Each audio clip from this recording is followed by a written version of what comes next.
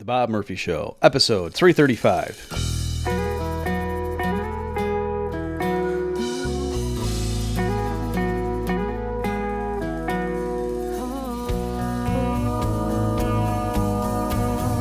There's a tidal wave coming. What you gonna do? Get ready for another episode of The Bob Murphy Show, the podcast promoting free markets, free minds, and grateful souls. It's your source for commentary and interviews conducted by a Christian and economist. Now here's your host, Bob Murphy.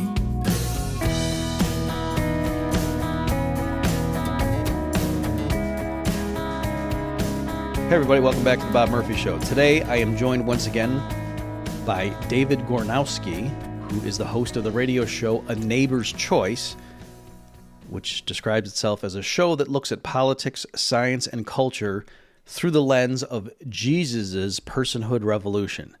Incidentally, they just had Jesus with an apostrophe, but I felt like I should say Jesus to indicate all things belong to him, but also the personhood revolution.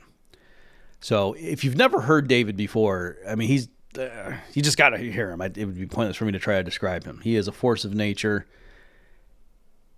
What we're talking about more specifically, though, is David had sent me an article about J.D. Vance, and then something that J.D. Vance himself had written about his conversion to Catholicism.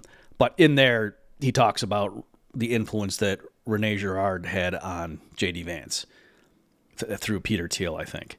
And so that's why David wanted to come on the show, because that's been his hobby horse, Rene Girard, for a while now. So without further ado, here is my discussion with David Gornowski on how he has been vindicated, but that's not the point. David, welcome back to the Bob Murphy Show. Thanks for having me. It's great to be here. So we're going to be talking about Rene Girard, as we often do with you. But before we get into that, can you just explain what's going on with the whole wrestling thing? Well, that's something that I have to be careful about, because it's a very beautiful art, and I have to be mindful of how we conduct that art. But I can tell you that it's been an interesting experience, and I am enjoying what I've been able to do. Ever since I was a young child, I've always enjoyed the idea of singing in front of live audiences, which I'm sure, Bob, as a karaoke connoisseur yourself, you probably enjoy that too, don't you? Oh, definitely. Yeah. And so I've been able to realize that dream, that childhood dream, by being able to sing in front of live audiences, but this time at wrestling events.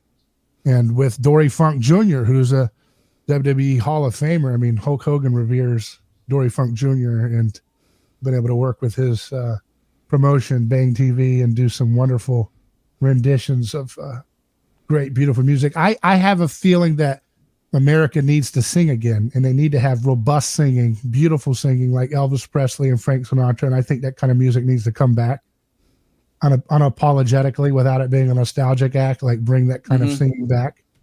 And so that's kind of my mission with what I'm doing in the wrestling world.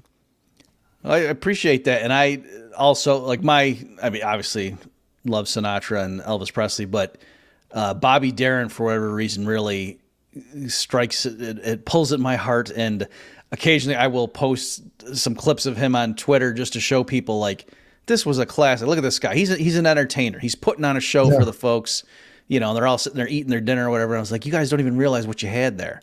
Yeah. So anyway. Yeah. And I think America needs that kind of singing, and you think about the history of kings and people who were leaders of societies that people looked up to naturally. They would regale the audience with a ballad or a melody, and they would sing it with great soul. And I think we lost that along the way because of Hollywood and the music industry and all that, what's going on there. And I think a lot of it has to do with low thyroid and excess estrogen and other factors changing what is supposed to be the sound of singing. Now, no, I'm not talking about anybody's vocal range. What I'm talking about is just the sound, the robustness, the earnestness of singing from the heart, like men used to do. And now it's just all lost, a lot of its soul and a lot of its gravitas. Like you said, the showmanship. Showmanship is not, to me, I mean, yeah, you can be showmanship in a way that's stupid, but I think showmanship and doing, having class and learning how to get the audience to get elevated out of their normal day to day and just elevating them into a transcendent experience. The great singers knew how to make you feel like they were singing one-on-one to you and resonating with you. And that's an art, and it's not something that should be put over to the side. It should be brought back and done so quickly, because I don't think our society can continue to have such cynicism. In other words, I think when a society can enjoy that type of music, big ballad music, big showmanship music, I think it's a sign that a society is able to have wonder again and be a little bit at ease and not be so uptight. Yeah. You know what I mean? You're bringing classy back. Yeah. Right. Well, I always say it's not over until the handsome man sings. All right. So we are here. You sent me this fascinating piece that J.D. Vance had written back in April 2020 for the Lamp, which is a Catholic journal of literature, science, the fine arts, etc., called How I Joined the Resistance, on Mama and becoming Catholic, and I guess that's his nickname for his grandmother. So, I mean, the ostensible purpose of the piece is talking about how his grandmother had been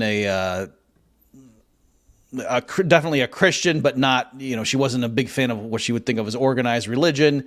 And then he ultimately became Catholic, and he was wondering, geez, would she have liked that? But he, reconciled it and so forth. And so it's largely a story of how that happened. But along the way, I mean, it's funny, his story in some respects mirrors my own. I mean, except for the fact that I was raised Catholic and then now I'm a Protestant.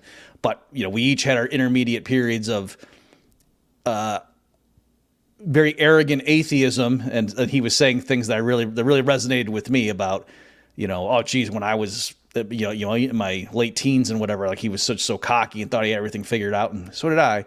But anyway, along the way, he talks about how a big factor, he was at Stanford, or he wasn't at Stanford, but he had Peter Thiel give a talk, and then Thiel had studied under Rene Girard at Stanford, and so and that was a big influence on him, and that's well reported at this point. Like other pieces, like a political piece you also sent me, David, talking about some of the major influences on this guy J.D. Vance, who's a big deal now, of course, because of Trump picking him.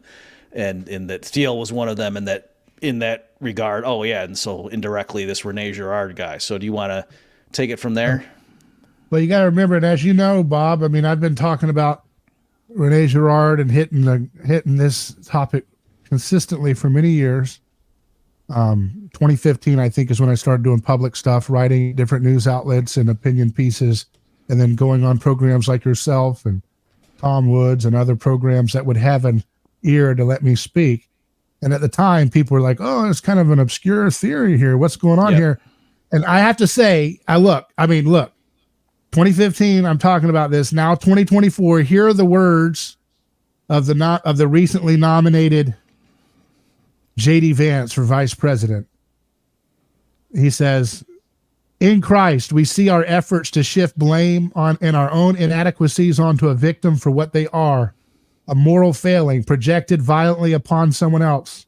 Christ is the scapegoat who reveals our imperfections and forces us to look at our own flaws rather than blame our society's chosen victims. Now that's the VP. That sounds like that's written from one of my articles. What I'm saying is I'm excited that these ideas have hit a right up, because it's important. Right. And I don't know what JD's going to do with these ideas, but the fact that someone can write like this, I thought it was going to take a lot longer for my articles to be getting into the White House, these types of ideas. But, the percolation of the zeitgeist is such that these things are moving fast. And of course, Peter Thiel was a big influence on J.D. Vance learning about Rene Girard, as he says in this article you referenced. He says, that Girard sees that he leans into the similarities between, this is J.D. Vance talking, he leans into the similarities between biblical stories and those from other civilizations. To Girard, the Christian story contains a crucial difference, a difference that reveals something, quote, hidden since the foundation of the world. In the Christian telling, the ultimate scapegoat has not wronged the civilization has wronged him. The victim of the madness of crowds is, as Christ was, infinitely powerful, able to prevent his own murder and perfectly innocent, undeserving of the rage and violence of the crowd. So, I mean, look at how the timing of this is, that the serendipity of God's divine providence that aligns these things. I say all of that just to say I'm not endorsing J.D. Vance or Trump in this description. I like a lot about what the things they stand for. And I understand politics in a little bit differently than the way some people think of politics. I think of politics as an opportunity to enter into the idea that, regardless of what we may like, Bob, we may have our view of, a voluntarist society or whatever. Humans are not there yet as a whole. You've probably figured that out yet, right?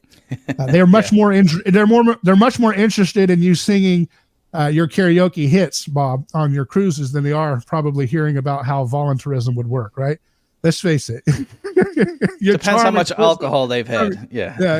Let's just face it. They're still more excited about the cultural significance of the Bob Murphy voice than they are the anarchistic philosophy. But nevertheless, this is the society we have, and we have to be able to get into the zeitgeist. And I think using politics as a way to play into these symbols and these narratives to help show society that there's a way out of this, right? And that we can wean off of our addiction to violence.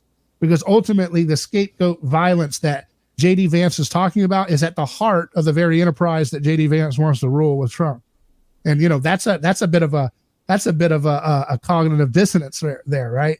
And I don't know if J.D. fully understands the significance of the kind of, I don't know if he took it that far. Although I do think that Peter Thiel did. I think Peter Thiel understood that to understand the gospel as Rene Girard sees it, you ultimately get into a kind of stance that's even almost beyond anarchism. And that would be political atheist. You don't believe in the gods of the state at all. And that is kind of like, I think, whereas anarchist can be seen as in reaction to the state, political atheism from a Christian standpoint would be saying a kind of disbelief in the efficacy of the state creating meaning out of sacrifice. And so if that's the view you come to by way of Girard in looking at the biblical text, I think that's actually an upgrade from the general tendency of anarchism in the broader public. I think if you were looking around, Bob, you would see that probably a lot of anarchists, especially online, it tends to breed a lot of resentment and obsession with, my God, the state still exists today. I woke up. What can we do to help people rationally conclude that this is a bad idea? Whereas looking at the state as a problem of the spiritual world and theological and anthropological world, I think kind of shifts the way in which we would engage the problems of it, Yeah, I wish I had something intelligent to say in response to that. I agree wholeheartedly with what you're saying. And I'm still struck just going through that essay. I'm somewhat ashamed to admit that I think I fell for, that hit pieces coming not only from, the left. Of course, if Trump picks someone as his running mate, the left is going to just go overboard in describing what a horrible monster this guy is, but also coming from like my libertarian friends who, we're quick to point out all the shortcomings. This guy, J.D. Vance, oh my gosh, his economic views are terrible. And he's actually friends with Orrin Cass. And so again, just reading through this piece, I will say I should have been warmed up, and this shouldn't be so surprising because I heard Dan McCarthy on Tom Wood's show saying this was a very good pick, a reassuring pick, because whatever else you might say about him, J.D. Vance is not a neocon. And, and he understands who those people are. And what I didn't even realize until I read through this thing is that I guess he enlisted in the Marines and went to Iraq in like 2005 or something. So, I mean, what a perfect guy, well, not perfect, but what a good guy to be carrying the banner of, I realize the limitations of violence and so on. And yeah, I know he's running for office, and I'm sure everyone can point out 17 different things he said since last Tuesday that conflict with what I just said. But again, all right, I understand someone's running for office, they're going to say things, but I'm just saying this guy is a deep thinker.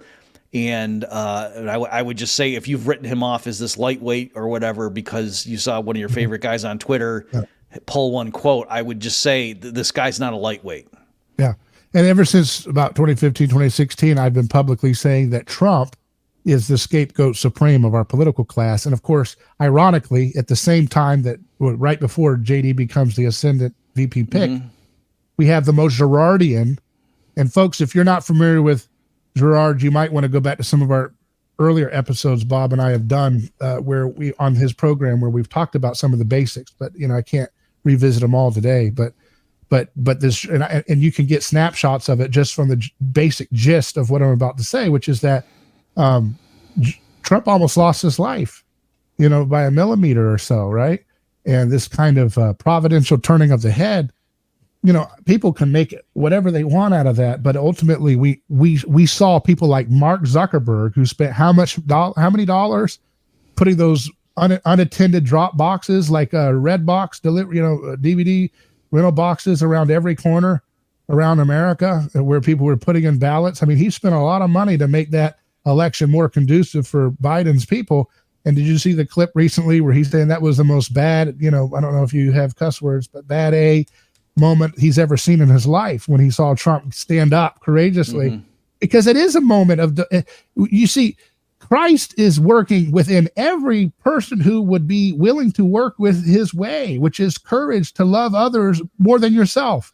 And whatever Trump did, and whether he's back on the same zone of what people think of Trump or whatever, in that moment, people saw a kind of performance art breaking out in real time, which is when you get shot at and he misses and he's checking his blood. He's 77 years old. Okay. He comes up, he looks pale. You know what was disturbing to me? I'll be honest. When I saw his face stand up, his face stands up. He looks so ghostly white. It reminded me of Gaddafi. I remember Gaddafi's face looking that pale white. Of course, he was way more stabbed and cut, when he was being ritually mob sacrificed by the New World Order in Libya, because he was a mafia guy who had long stayed past his due date for their interests. And so they dragged him out and made a big scene of him. And I remember seeing that pale face of Gaddafi. Now, of course, he was losing a lot of blood. That's what happens when you're in that state of adrenaline. And I saw that with Trump. Now, it's just a little bit of blood, but people are stupid to diminish that, because when you become that close to death, the level of adrenaline and everything that's raging in your body, the heart pumping at 77, you're in a state of shock, and for him to have the composure to get up and say, what, I don't care if there's another shooter. He's got to know that the establishment does not like him. You don't know what kind of bureaucratic rot is allowing this to happen. We don't know what other shooters are possibly there, or if the shooter has been completely subdued. And he gets up and he makes sure he pokes his face out where they could take another shot or whatever's going on. And he gives the crowd assurance to let them know, I'm okay. Fight, fight, fight. He truly believes in a lot in the message of what he says, right? He truly believes it. And you could see it, because there's no better way to see someone's veracity of what they believe than when they're willing to put skin in the game to the point of shedding blood and the point of losing their life. And that's the Christian thing that haunts our society. And to the extent that you lean into those moments when you're persecuted, when your back's against the wall, when you're losing your job, you're losing your career, you're losing your face, you're getting mobbed on social media, or whatever it is that people experience, little types of scapegoating experiences. When you stand resolute and you don't back down, and you're willing to keep standing courageously for what you believe in, even if it's going to continue to cause you potential danger or harm, there's something ecstatic about that, because we are a Christ-haunted society. And anything from any sinner, no matter how wicked they may be in your eyes, when they do something like that, because we're haunted and our souls are haunted by the beauty of the cross, it has a way of creating a derivative effect for other people, that they can have this inbreaking of signs of Christ's courage and Christ's love. And it breaks out in all these people that's what the Bible's all about. It's about using people who are imperfect, who are sinful. I mean, Constantine did worse, I guarantee you, to violate the non-aggression principle than anything Trump's done. But if it wasn't for Constantine, in a lot of ways, he really provided a lot of protection for people who were being torn apart in the Colosseum games, having their intestines eaten alive by lions and hyenas. He stopped that. So you can say thanks be to God for that, but you can also always look at the glass is half empty or the glass is full. And I think people who are purists, they have a kind of learned helplessness where they don't want to get anything done in their life and they want to kind of feel like they're addicted to the cozy feeling of being an armchair quarterback that can always tell everybody about what they've done to violate the non-aggression principle. Meanwhile, they've done absolutely nothing to stop any actual killings in real life. Trump stopped the Syria escalation. There was no intervention with Russia when he was in administration. So he moved the needle towards peace on some really substantial things that since his absence, we have felt it in a great degree that, man, God, they really do want to go to war with Russia. That man didn't want to do that. I mean, you can say, oh, JD, I've heard some people in the conspiracy world, libertarian world say, oh, JD Vance, he's the CIA's pick. And I'm like, okay, well, again, I don't know anything about, what their basis is for that. But I think, when I look at Trump, I say, well, did the CIA want him to meet Kim Jong-un? What was the CIA's play there? Is there like a casino they wanted to put in North Korea? They're like, let's get that casino in there. Let's normalize. That's much better than all this escalation and fear mongering we can do. Let's just put a casino in there with Trump. That's why we need. Is that the play there with the CIA and normalizing and trying to de-escalate the hatred of North Korea that we have cooked up for decades on both sides of the aisle? So I don't know, man. I think sometimes people can be flawed people and they actually can do right, even at the height of power. And that's a good thing. Well, yes, I'm hardly endorsing what you're saying there, but I remember back when I was an atheist, and that was one of my problems, that Jesus, if you go and read the Bible, particularly the Old Testament, so-called God's people, they're just awful. They do like even King David. I mean, on his worst day, he did some pretty bad things there, cheating with a married woman and getting the husband killed and lying about it. I mean, it's bad stuff. But you're right. Like, and I remember reading apologists saying, well, no, it's showing that nobody's perfect, only Jesus, and we all are fallen and so forth, and that's why you don't get saved through your own works. And that just bounced off me at the time. And why? Because at that time I thought I was basically okay. That no, I'm a good guy. Those serial killers out there, they're bad guys. Bill Clinton, he's a bad guy, but I'm pretty good. And so and just like, it's just laughable to me now how, like I say, arrogant and just clueless I was, but that's the way I thought of things. And so, yes, obviously, if there is a God, if the God of the Bible exists, and if he became a man and walked among us as Jesus and so forth, of course, he would be the only truly good person, and every else would be fallen compared to him. So anyway, but then there's also the tension of what Jesus restores us to do in the dominion mandate being restored with his work on the cross. Romans 5 says that Jesus, the second Adam, is going to do even greater than the first Adam. And then Jesus tells us that you will do greater things than me. And I always like people to stop and think about that, because most of the time we roll over it like he's being patronizing, like he's telling a little toddler, oh, wow, when they hit the little T-ball, oh, man, you slammed that out of the park. You're going to get them, guys. It's like, no, that's not what he's doing. He's actually being, I think, literal.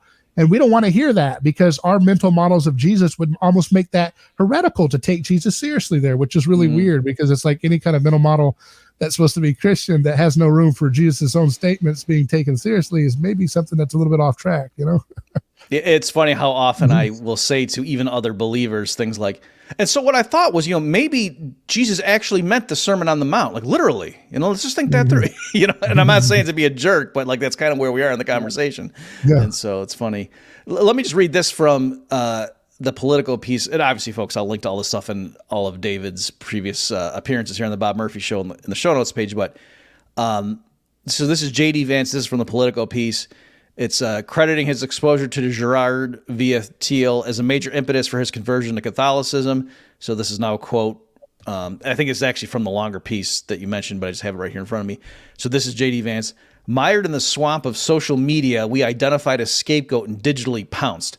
We were keyboard warriors, unloading on people via Facebook and Twitter, blind to our own problems. We fought over jobs we didn't actually want while pretending we didn't fight for them at all. That all had to change. It was time to stop scapegoating and focus on what I could do to improve things.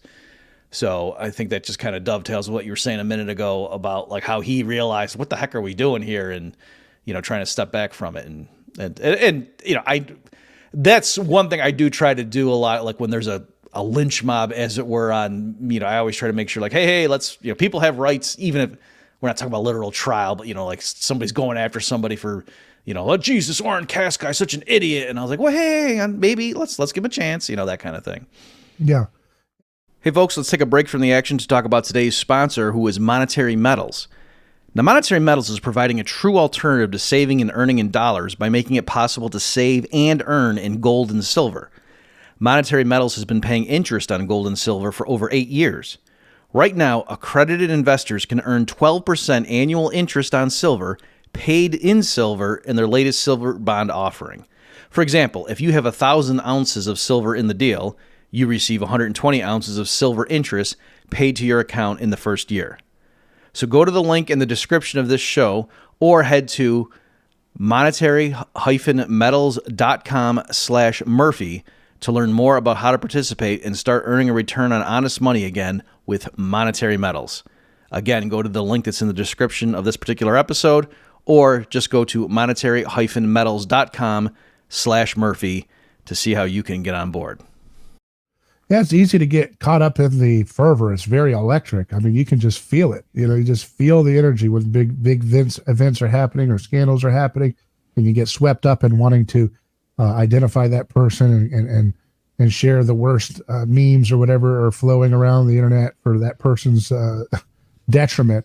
But that ultimately is what we're called to wrestle against. And it's funny. I remember when Trump went to the Libertarian Party convention, and you had people hissing and booing, and you're not libertarian, here hissing and booing. He's like, let's make an alliance. I'll give you a pick. I thought probably it was like the Department of Forestry. They would put a libertarian in or something like that, But finally, those logs would go to the highest bidder, and that would be great. I'm going to put one of your people in my administration. If you support me, guys, this is going to be huge. Or you can keep losing. You want to keep losing? Go ahead.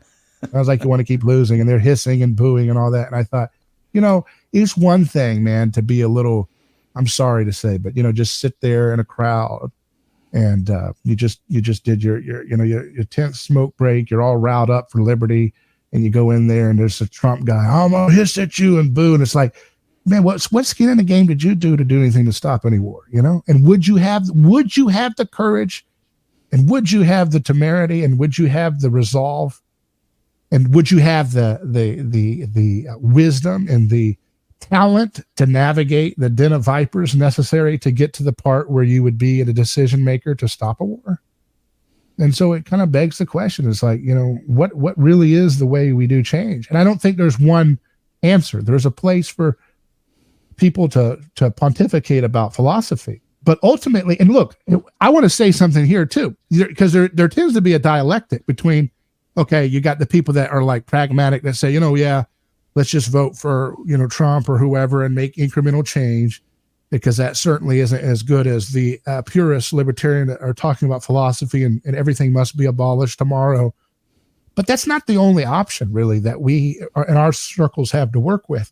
I think the more important option is to do all, in the sense that develop good culture, develop good art, make good movies, make good storybooks, make good poetry, make good singing and music and extravaganzas in the world of wrestling.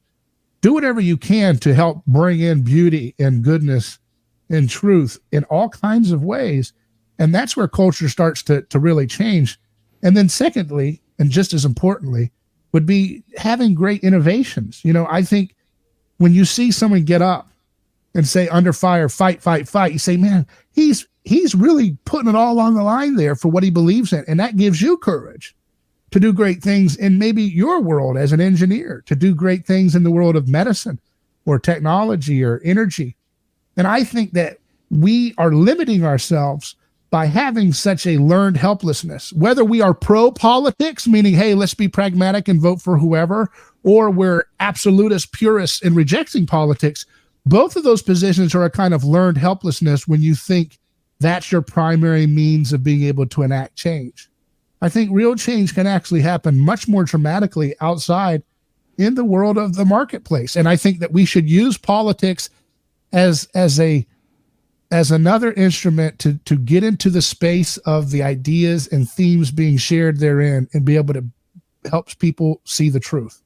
And that is that Trump was at his greatest, where his opponents were ready to tap out and quit. And it looks like they have now. We don't even know where Biden is as of this recording. I mean, we could check and maybe something would be updated. I don't know. But they're willing to tap out and tag in a new, I said, it's like Trump brought Hulk Hogan ringside, and then Biden saw that and tagged in Kamala, and so, and here comes Kamala coming in. So you got a 2-on-1 handicap match with two presidents versus two presidential opponents in the same match, and he's got to take him on. But what I'm getting at is that using these themes to show people, okay, why? Here's the question I want people to think about, the takeaway question: why is it that Trump has gotten the most aura of inevitability and power and crossover appeal to people who typically hated him and put millions of dollars trying to oppose him, are now pledging money, tons of money to him, like the Silicon Valley people, like celebrities, like people who are traditionally dependable voters for the Democrat coalition, are now totally on board with Trump to a deep, deep visceral level. Because why? Because he had skin in the game and he had courage. He didn't get up and say, I will destroy that man. I will destroy him. Get him. Get him. That would, it wouldn't have felt right, right? Mm-hmm. You see what I mean? He didn't come out with a vengeance message.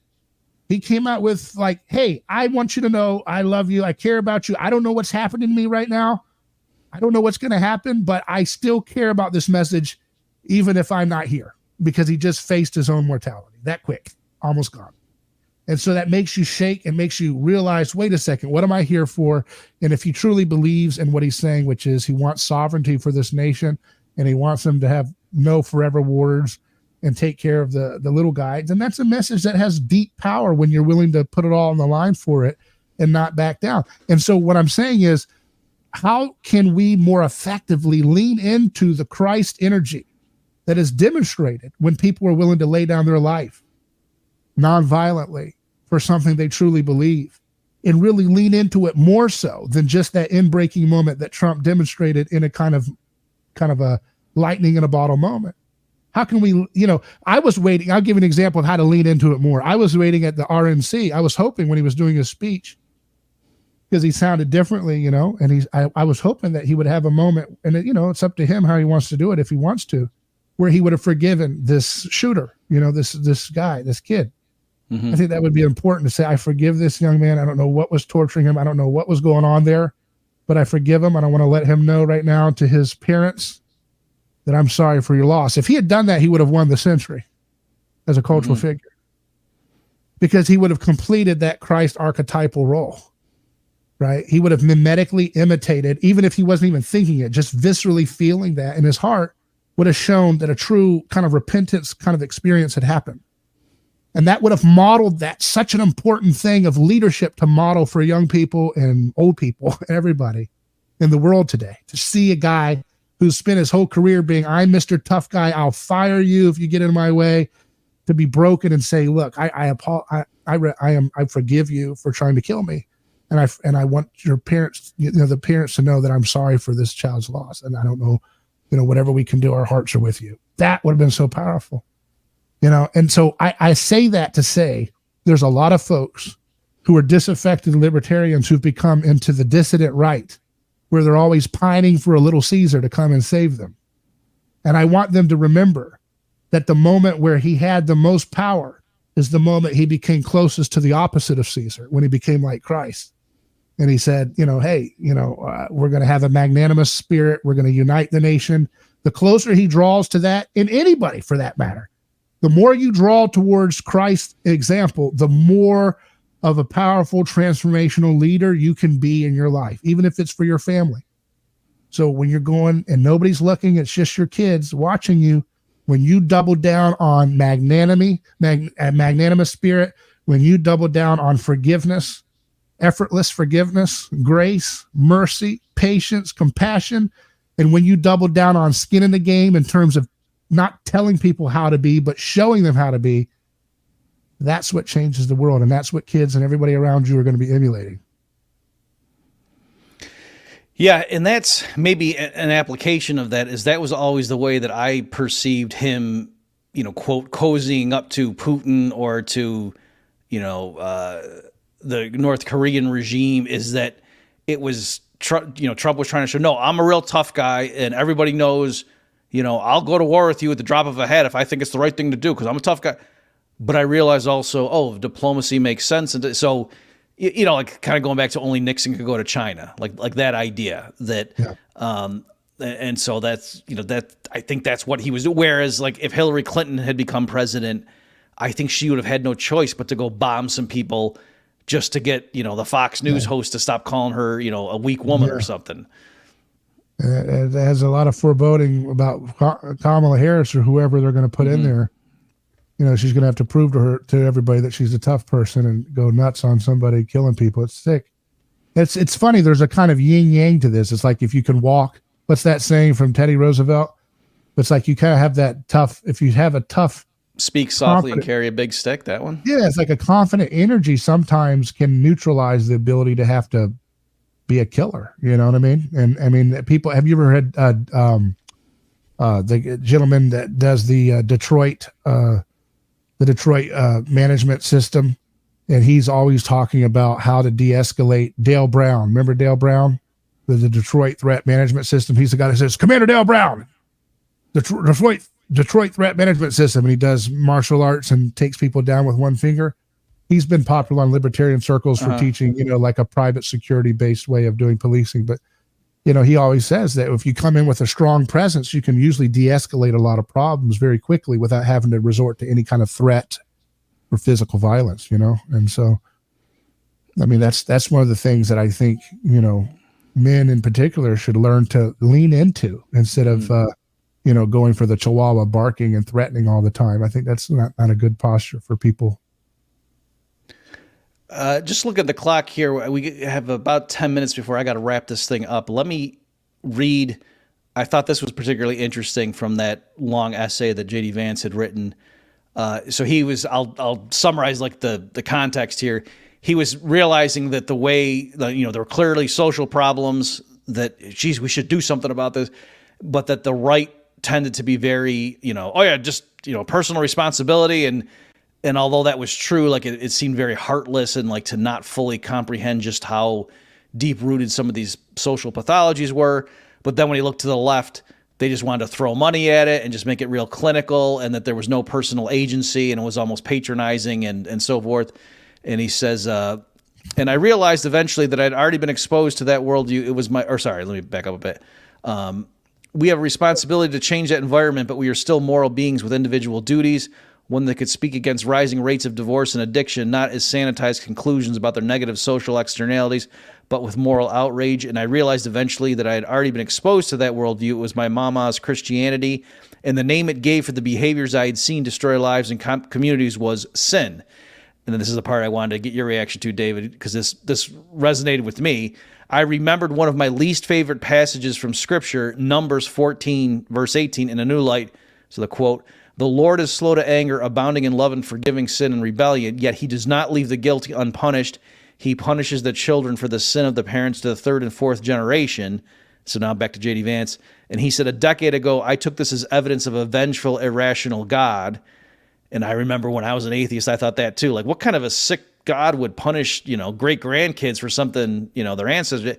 But then he says, yet who could look at the statistics on what our early 21st century culture and politics had wrought, the misery, the rising suicide rates, the deaths of despair, in doubt that the sins of parents had any effect on their children?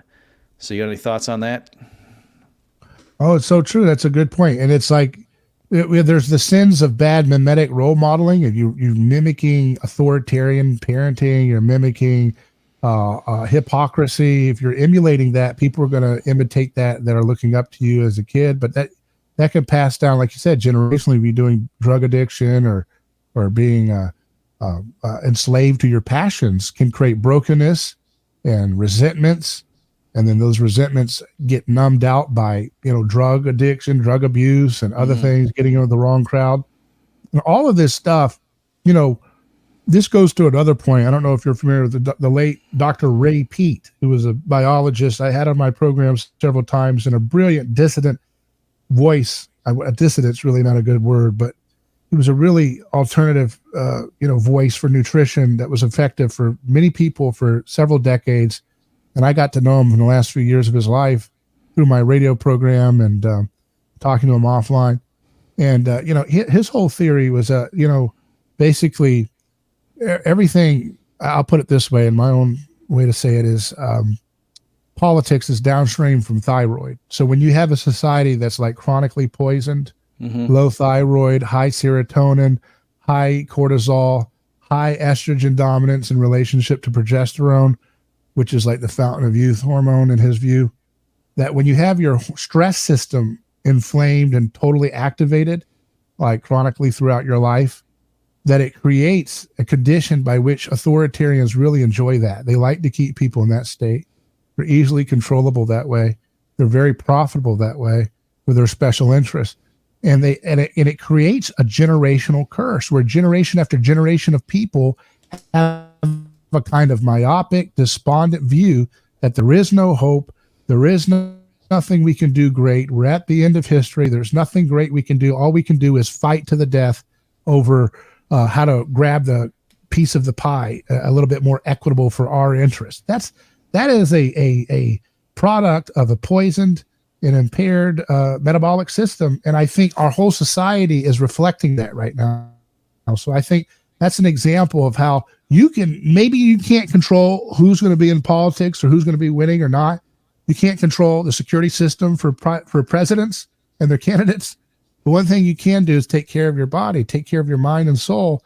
And if you can get your metabolism thriving again, it might change your mindset, and it might actually make your relationships flourish. And there's a doctor, Dr. Broda Barnes, who was a famous doctor who diagnosed people with hypothyroidism. He wrote a book about it, and he talked about how patients would come in with divorces and all kinds of things and marriages on the rocks. We found out they had low thyroid, got their thyroid fixed. They were happy, more forgiving, more gregarious, more happy and joyful, carefree. They weren't holding on to every grudge thing you ever heard from 10 years ago. All that stuff dissipated when you got your metabolism in working order. That's an example of something you can do in your life right now to be incrementally changing your situation so that you don't have to stay in that state of learned helplessness and despondency. Yeah, I'll definitely ask you, David, to give me a clip of that interview, or if you have multiple ones. That sounds good.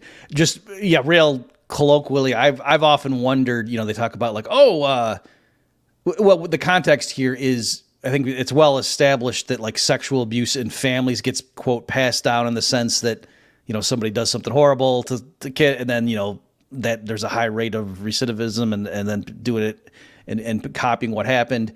But also like things like alcoholism. You say, oh yeah, alcoholism runs in my family. And I wonder how much of that is just the social dynamics of how that family, like the fights they have and how they deal with stress. And then that, quote, leads people to go drink more, like as a coping mechanism. And it's not so much like, oh yeah, if you looked at their DNA, you'd be able to figure like that, again, I'm just making stuff up here. This isn't my area. Or like even male pattern baldness, I wondered too. You can imagine, what made me start pontificating on these matters. Oh, that's nothing to worry about. Yeah, we can get that regrown in a day if we think straightly.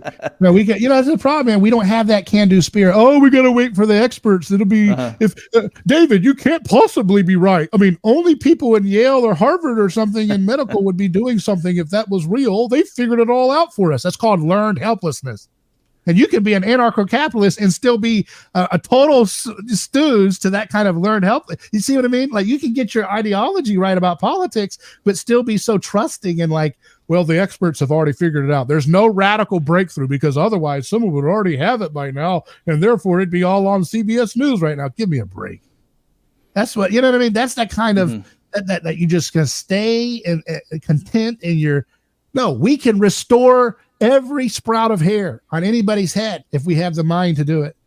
And it probably doesn't cost that much money. It just takes, you just need creativity. You need confidence. You need people with system thinking that can connect the dots. And there's people doing that.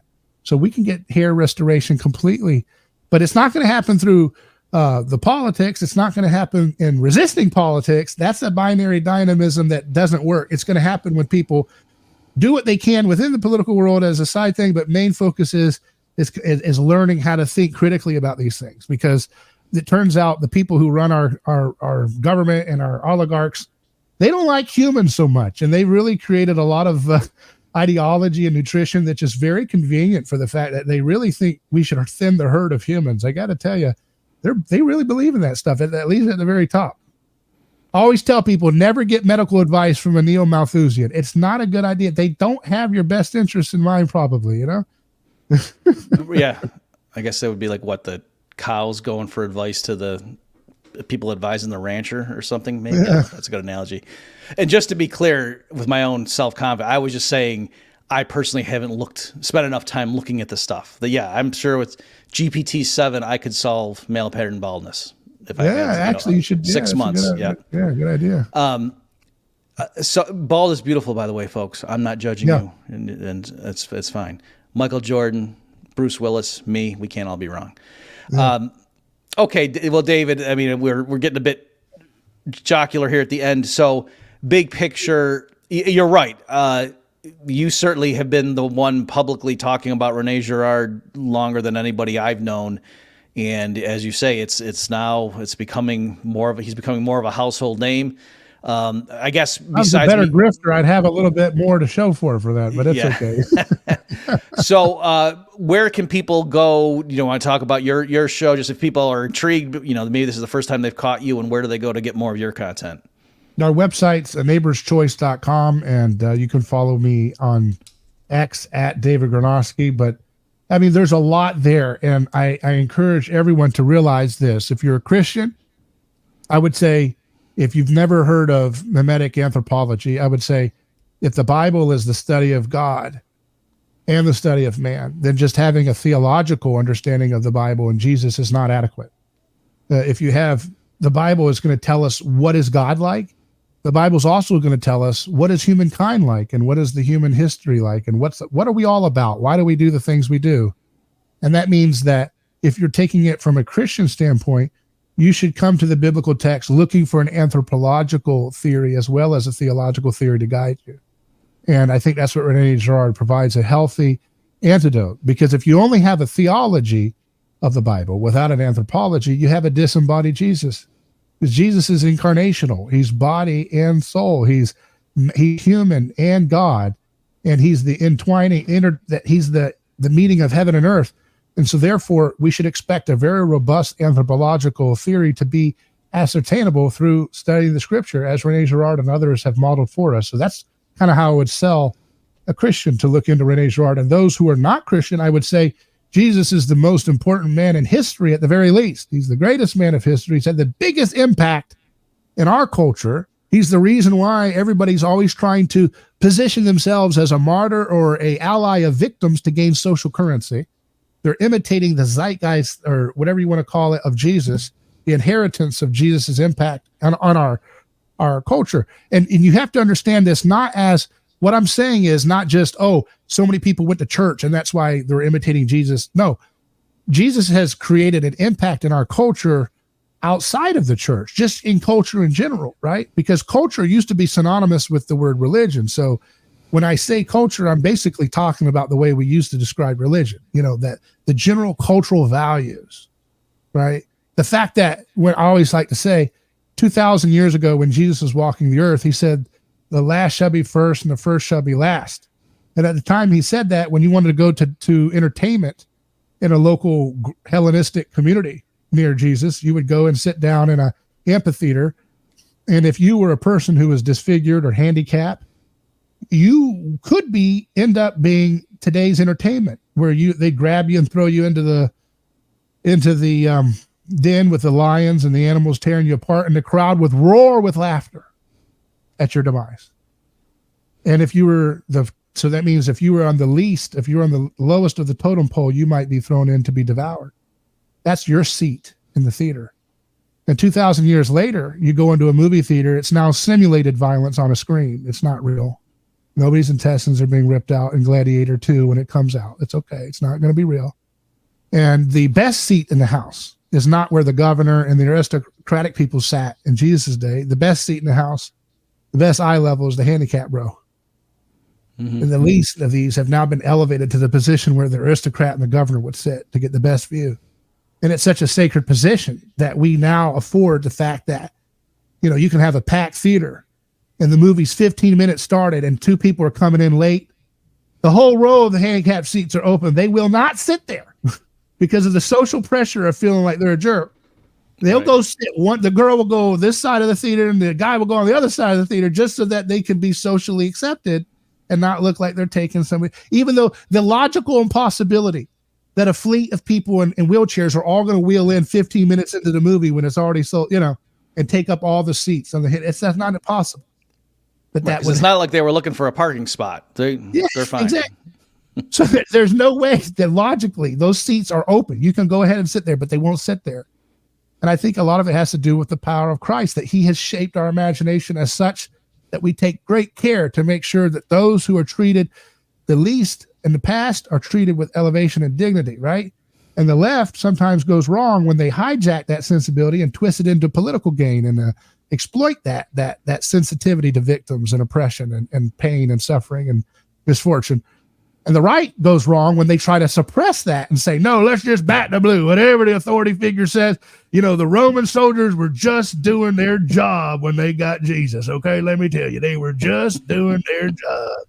And he should have complied. Whatever their little gimmick is, they're going to run that narrative all day long on all the little scapegoats of our time by the justice system, but we really have a great opportunity here with Trump kind of falling. It's like, here's this tough guy who gets more and more powerful the more he gets stripped of toughness and the more he gets betrayed, the more he gets seen as someone who could be in prison, he gets more popular. He gets a snapshot of his mug, he gets more popular. When he gets his potentially his property seized by this New York state attorney, he gets more popular. And then when he gets a bullet whizzing by, he gets even more popular. That's not a quirk, okay? It only comes from Christianity. It only comes from one man in history, Jesus Christ. His impact in history. If he was just a man, Mr. Atheist, you should really want to study how a guy could set in motion so many amazing things that are impacting your life, whether you think it's a good thing or a bad thing. I happen to think it's a good thing.